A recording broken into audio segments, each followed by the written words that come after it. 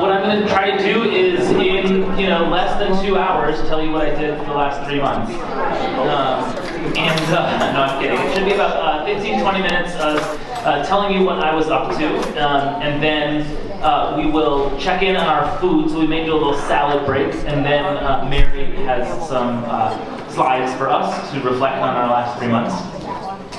So we'll dive in. You can actually see the slides from here. So I was gone in February, March, and April. Those are the 3 months. And here's what I got up to. If we'll remember in Exodus, as we were thinking about why it is that I was gone, Exodus says, "For 6 years you shall sow your land and gather its yield, but in the 7th year you shall let it rest and lie fallow." So this is really a season for me to rest and to recover some of my sort of the nutrients in my spiritual soil, if you will. For all of those who thought I was full of, never mind. And the theme of my sabbatical came from Luke, when Jesus is asked by a lawyer, what must I do to inherit eternal life? He says, "You shall love the Lord your God with all your heart, your soul, with all your strength, and with all your mind." And so heart, soul, strength, and mind became sort of the fourfold objective for me to see if I can work to re-energize each of those 4 areas of my soul. So the very first thing I did was I went to Society of St. John the Evangelist. They have a campus in West Newbury, and I went on silent retreat for 4 days. Funny story, we had our annual meeting, the budget meeting, on that Sunday, February 3rd. Monday, my partner T came down with the flu, and on Tuesday morning I said, "Bye." And I did not get the flu. So that worked out for me. Though I was feeling pretty guilty the whole time I was there. I got there and, come on, sometimes our internet is, okay. I don't know that the pictures have yet loaded all the way, which is an indication of how many pictures there are. There we go. So you can see that I arrived in my little hermitage with quite a few projects, some writing projects, some journaling projects, some coloring projects, and right away I went to spiritual direction with Brother Nicholas, and he said, sort of talking about the sabbatical and what I wanted to do, and he just said, "Just stop." And I was like, "Well, yeah, that's really great. But anyways, what I really want," he's like, "Just stop." Was not necessarily the most easiest thing I've ever done. To stop. To go from 100 miles an hour to 0. To just sit and be still. So thankfully I brought my Legos. And I had kept them from when I was a kid for youth group and things like that. Turns out I am the youth group. And it was a wonderful project to just sit on the floor. It distracted me. It was something productive, but nothing that I would carry with me. So that there was nothing permanent, right? So at some point they would be disassembled and taken away. Although, okay, these pictures are pretty slow. It's too bad because you could see how all of the various Lego pieces opened up, but alas, that's not the picture you'll see. There was also a wood-burning stove, and so it was actually a day not unlike today, or a week rather. It was raining, it was cold, and so I was able to pull some wood from the wood pile and start a wood-burning fire, and I was able to read and write and reflect, and so that was a really holy time for me. I also took a course at Harvard Divinity School in contemplative prayer. I had a goal of learning how to teach, how to be a better teacher, and so I connected with my thesis advisor from when I was at Harvard in the hopes that I would learn from her how to be a better teacher.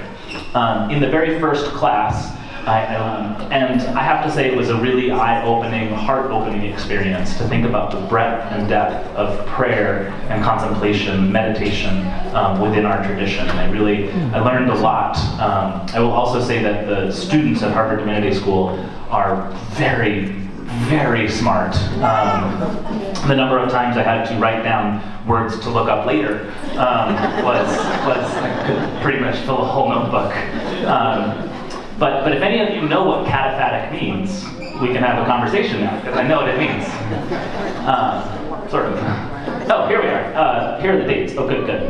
So some quotes. Evagrius wrote in 345. Pray first for the gift of tears, so that by means of sorrow you may soften your native rudeness. Also, pray with fitting reverence and without anxiety. How many of you pray without anxiety? I sometimes feel like I'm doing it wrong. I need to do it better. But Evagrius says, pray with fitting reverence without anxiety. Sing with understanding and attention to the requirements of the music. And then you will soar aloft like young eagles.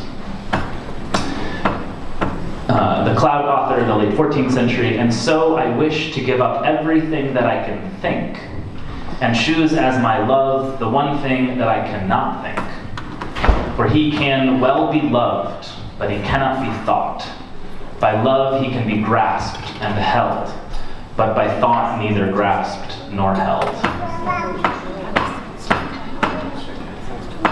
I had the opportunity to go to a number of museums. The first was the Elizabeth Stuart Gardner Museum. I went there with my sisters and met Jazz Jesus. I just think that's funny. I don't know. Teresa of Avila writes, in the seventh dwelling place, the union comes about in a different way. Our good God now desires to remove the scales from the soul's eyes and let it see and understand, although in a strange way, something of the favor he grants it. So that's what we're looking for in our Christian path, is to learn to know God, but in a strange way. So then the big trip, this is where all the fun comes. I went to London with my partner, T, and as soon as we arrived, having not really slept much on the plane, there was a parade for us. We thought that was quite lovely. Changing of the guard.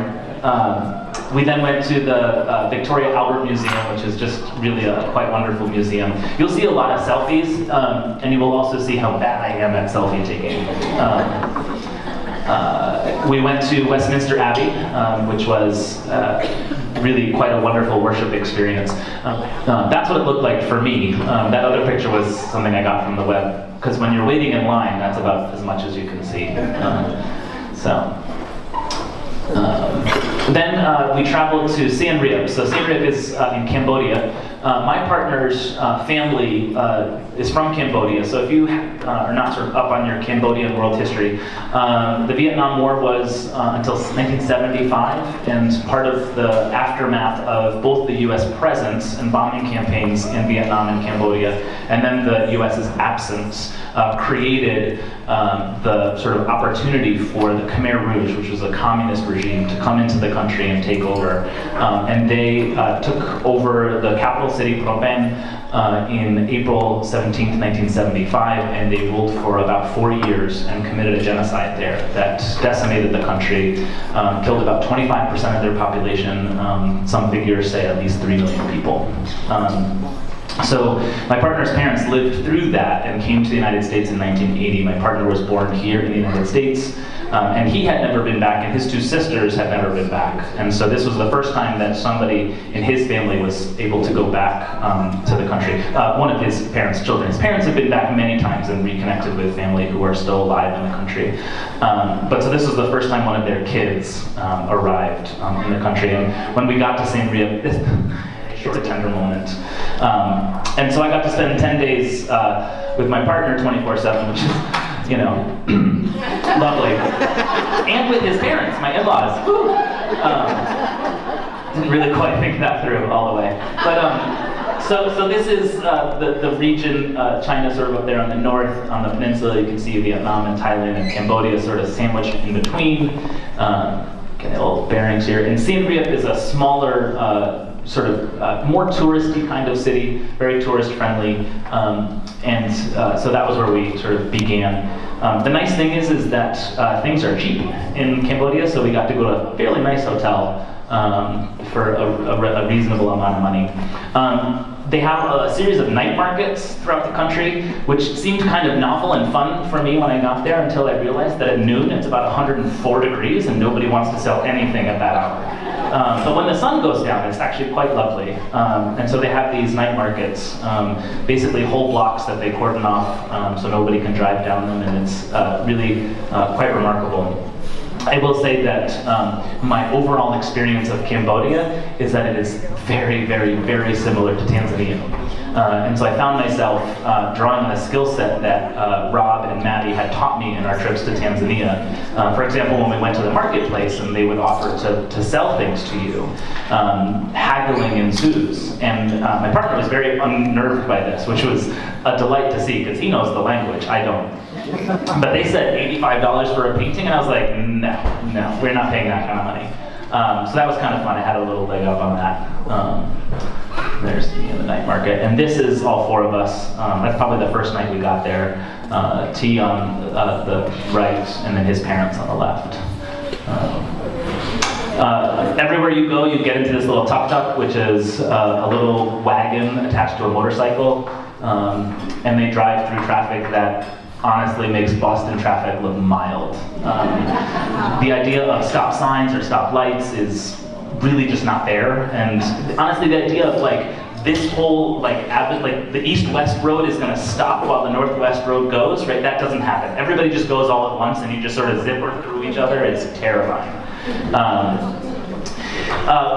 One of the things I was really excited to do, this was definitely on my lifetime bucket list, was to see the temples of Cambodia, these ancient temples that were sort of abandoned and left in the jungle for 1,000 years.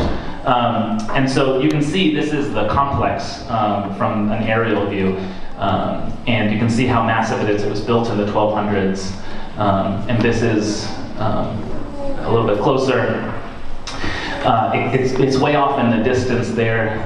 This is the front gate, basically, and you can see how intricate it is. I'm just going to click through these pretty quickly because there are a lot of them, and they're basically just stones. But here's one of us, sort of as we're making our way in. It's really just a breathtaking place.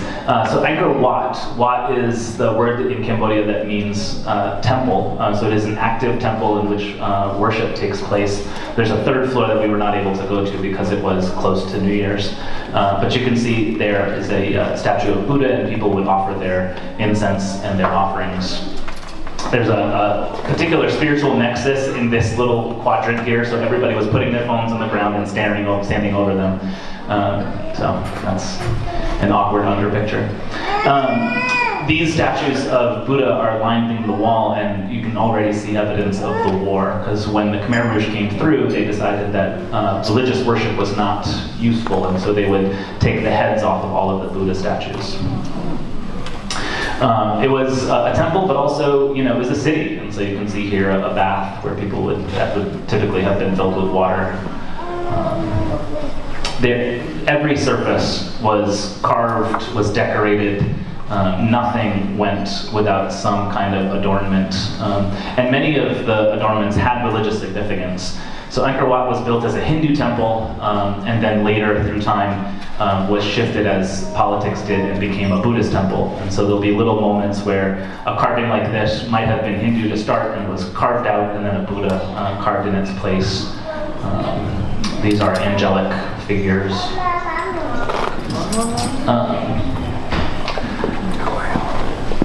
There, as you can see, we're taking pictures constantly. It was about 1,000 degrees that day.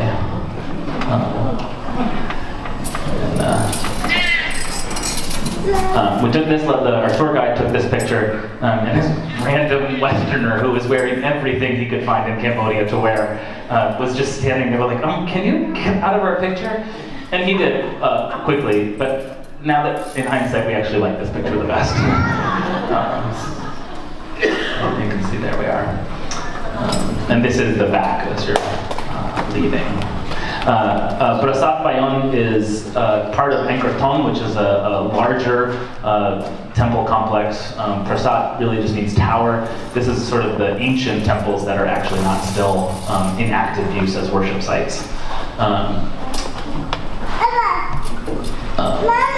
So this is one that you may have seen in some sort of sense of all these faces that are carved in, there's something like 32 original faces as they were to look in all 4 of the cardinal directions, offering a blessing. So they're all smiling faces. Yeah. All the stone, yeah, it is a very soft sandstone, which is why they're all carved, and it comes from that area. As far as I know. So Angkor Wat is one part, and this is Angkor Thom, which is a separate part. All in Siem Reap, yeah. Thom just means big. So actually one of T's cousins is twins, and so there's the oldest twin who came out like 2 minutes, and we all call her Thom, because she's the bigger one. She's the older one. So again, these beautiful carvings. It was a lot to take in.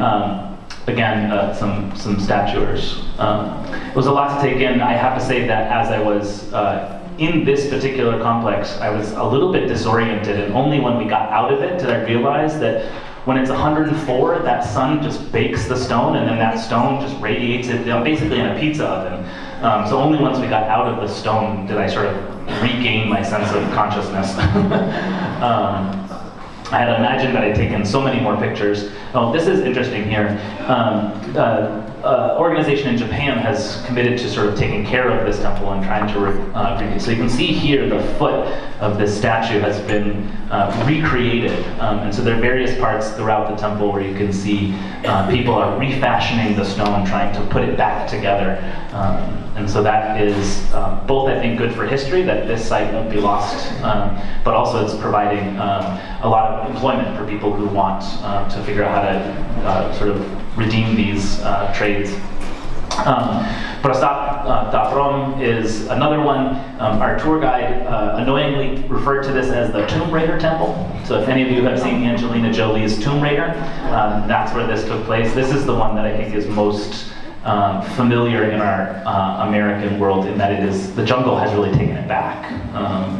And so you can see eventually large trees are taking over. I try. It's a large tree, I promise. And for those who don't know, Angelina Jolie went and did that movie there and really fell in love with the country. And she's actually been an ambassador back to the Cambodia for a while. Come on. And here ends the slideshow. I was lost in the jungle. Yeah, literally just a slice of life. I was keep going, and well, that would have been really interesting, but okay, here we go. You can see this one is far more degraded. Structures have fallen down.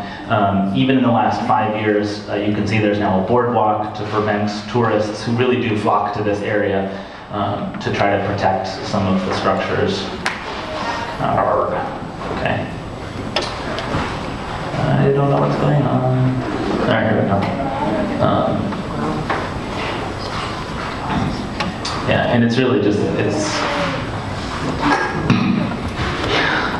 well, there you go. I think this is Jesus moving us along, because there are a lot of pictures. There you go. Yeah, I like my public radio nerd. I wear that everywhere.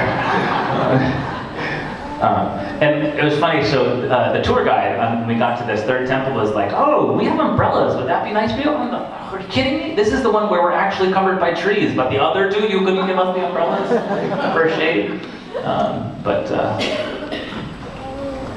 Right. Yeah. Did you see many Americans or Europeans? More Europeans, hardly any Americans, a lot of Chinese, and a lot of Vietnamese. Siem Reap is definitely a more touristy town, and so you'll see a lot of signs that say, a clean Siem Reap is a place that people want to go. Like, they really understand that by making the city accessible to a wider audience, they can draw in resources. And so there are definitely a lot of pictures that have a lot of white people in them, and I'm like, well, this isn't, I need the picture with the Cambodian people in it. So yeah, you do experience that. Politically, the Chinese and the Vietnamese have a very large footprint in the country, and so that is of some concern to those who are Cambodian. Sort of how do they maintain their identity?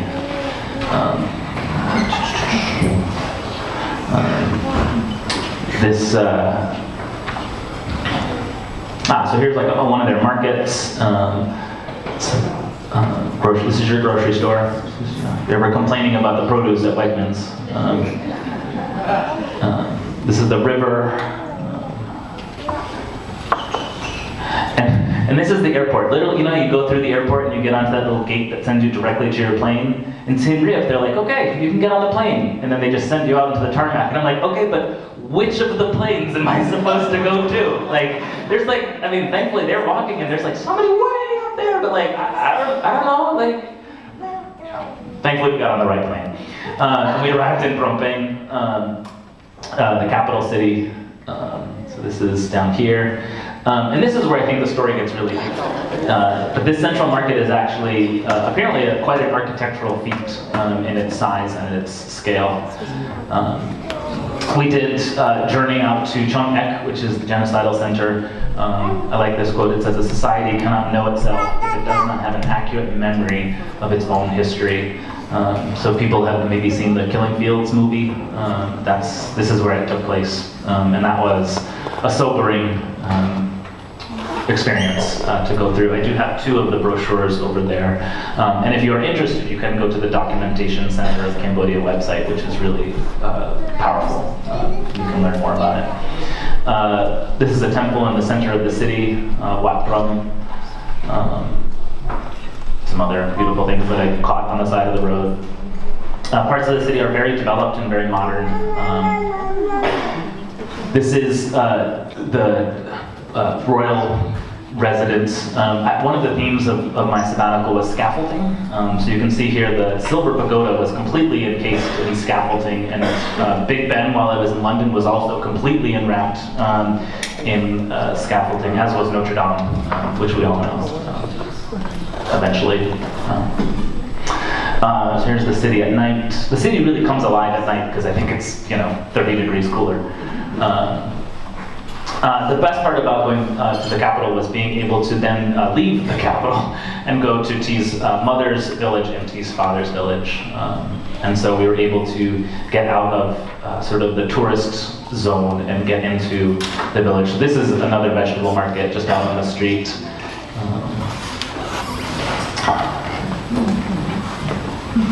That's T in the center. This is a residence at the monastery, the temple for the monks. And over here is actually the name of T's grandmother. His parents donated the money to build this residence in honor of her. So that was nice for him to be able to see that. Grandmother's land and see that land. There's no longer a building on it, but that was the place where she grew up and where T's mother was born, and where some people lost their lives. But it was interesting to be able to see that neighborhood. Here's another temple that we stopped at along the way. Now I'm speeding along. Now we're going down to T's father's village, which was far less developed. There were fewer people, more farmland. That's just a picture of a really skinny cow, you can't see. And his father, being more religious, had the monks come to the village and they did a whole blessing, which was really quite wonderful to participate in, to make our offerings. And then they did a whole ceremony for T's grandparents and great-grandparents. So this is their grave, and you do all these offerings of food. I loved it, let me tell you. And here, there's all their family. This is T's grandmother's baby sister, and so that was a really powerful connection. She was really very sweet and very kind. We didn't speak the same language, but she was always sort of making sure I knew what to do or where to go. Here's all of us. Yeah. One of the things I love is that when we go to the airport, they don't just send you to the airport, they don't put you in a car. The entire family goes to the airport with you and waits for you. We had like a 45-minute wait before we could even check in, and they all just stayed there hanging out with us. which was really kind of wonderful. This is a painting that I picked up. I was talking about paintings earlier. It was a painting I picked up in Tanzania, and I was really excited about it. And I was going to put it here at church in my office because I thought there was no way that he would ever allow this into my home. But then he did. So it lives in our front hallway.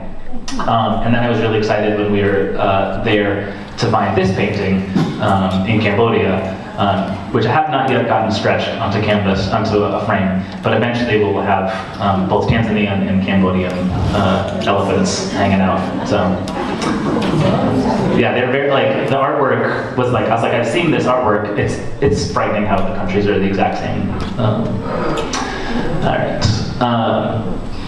Howard Thurman, God is immediately available to us if the door is opened to him. The door is opened by yielding to him that nerve center where we feel consent, or the withholding of it most essentially. To answer your suffering is to face it and challenge it to do its worst. Because when it has exhausted itself, it has only touched the outer walls of your dwelling place. This can only come to pass because you have found something big enough to contain all violences and violations. You have found that your life is rooted in a God who cares for you and cultivates your spirit, whose purpose is to bring to heal all the untutored, recalcitrant expressions of life. And then we got to go to Paris. So we went to the Eiffel Tower. I will say, having seen global poverty in Tanzania and Cambodia, going to the Eiffel Tower, I sort of looked at it and was like, what are you doing for the world? Like, are you feeding people? Are you like, the Eiffel Tower is beautiful, it is an inert object. So we went, we saw it, we took our obligatory romantic selfie, and then we kept moving. One of the reasons I went to Paris, I love James Baldwin. He is one of my favorite authors. He's one of the authors that I found when I was learning to love to read. And so my first book of James Baldwin was Giovanni's Room, which is set in Paris. So I had it in mind that I was going to seek out some of the James Baldwin landmarks. And I hadn't actually done any research on it. I figured I'd have time when I got to Paris to do some Googling. This is the Church of Saint Germain-des-Prés, which is down the street from our hotel. And that first day, T had left by this point, but I was sitting there reading my James Baldwin. I bought a whole new copy to reread it again. And on the very first page, in a bar in Saint Germain-des-Prés, James Baldwin lived in the neighborhood that, for some reason, I had decided to pick somewhere between the 6th and 7th arrondissement. So it felt very fated that I was there at that time, and I felt really lucky for that. We did visit Notre Dame about a week before it caught fire, and so was able to see it in its existing glory.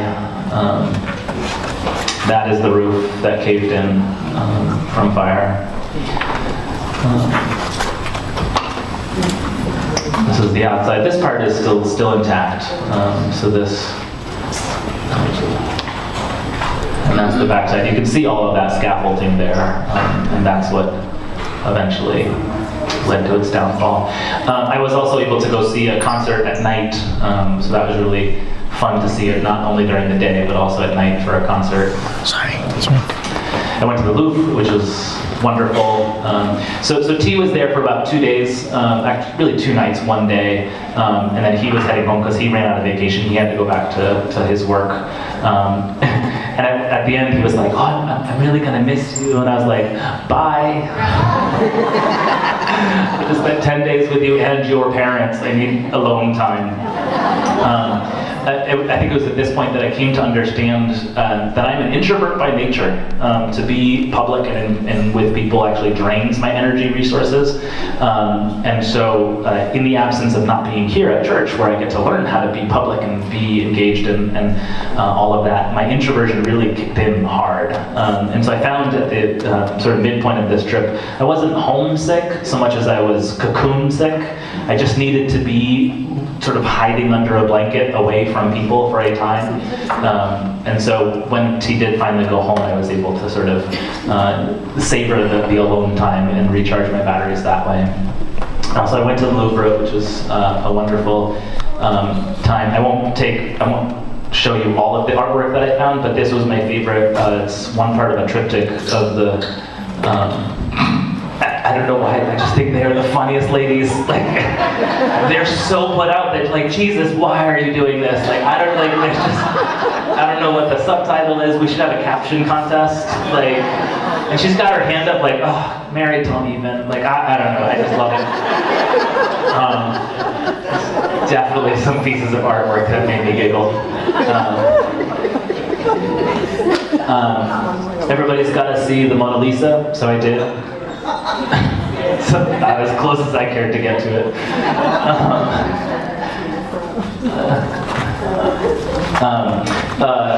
Napoleon lived in the Louvre for a while, so this was his dining room. I'm not saying that our parish hall needs work. Just saying. Just like the cruise. Right, it's just incredible.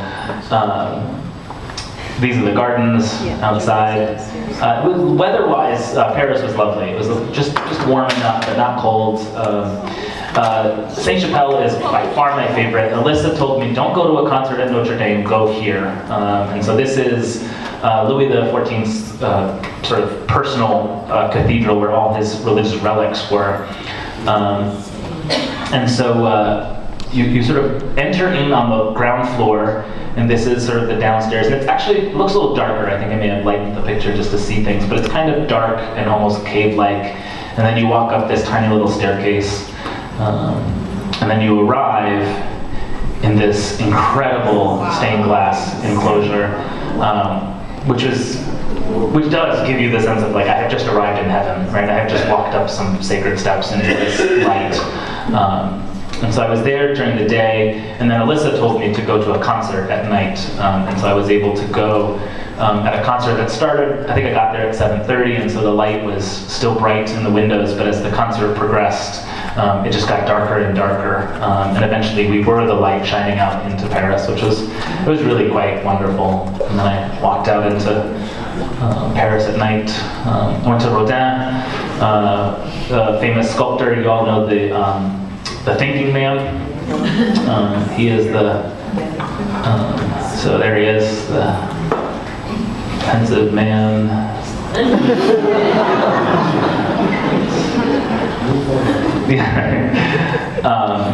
The Gates of Hell is this extraordinary carving. And there's one here, and there's one also at another museum, but this I'm assuming is the original. See a little closer.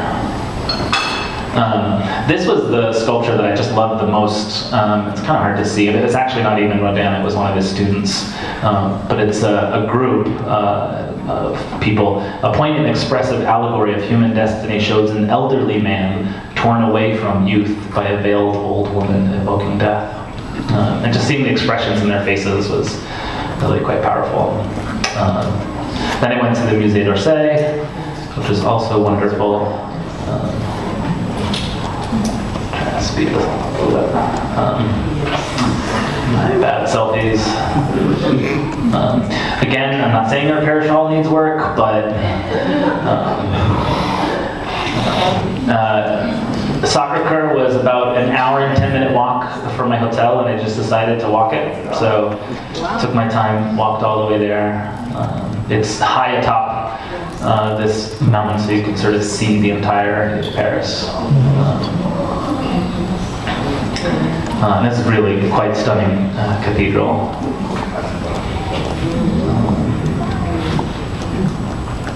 And then I had to walk home. Thomas Merton says, "We do not go into the desert to escape people, but to learn how to find them. We do not leave them in order to have nothing more to do with them, but to find out the way to be with them the most good, or to do them the most good." I need an editor. While I was away, my vegetables sprouted. 3 months. My onions are growing. I've never seen carrots sprout, so that was really quite exciting. The garlic was really quite bitter. I am starting to learn how to bread bake, and so this has been, I thought it would be a lot easier than it is. Bread baking is quite finicky, I have experienced. So these are some of the loaves of bread that I remember to take a picture of. And I have brought 2 loaves today. I don't know where they are, but and I did not cut into them. So let's hope that they are, baked all the way through.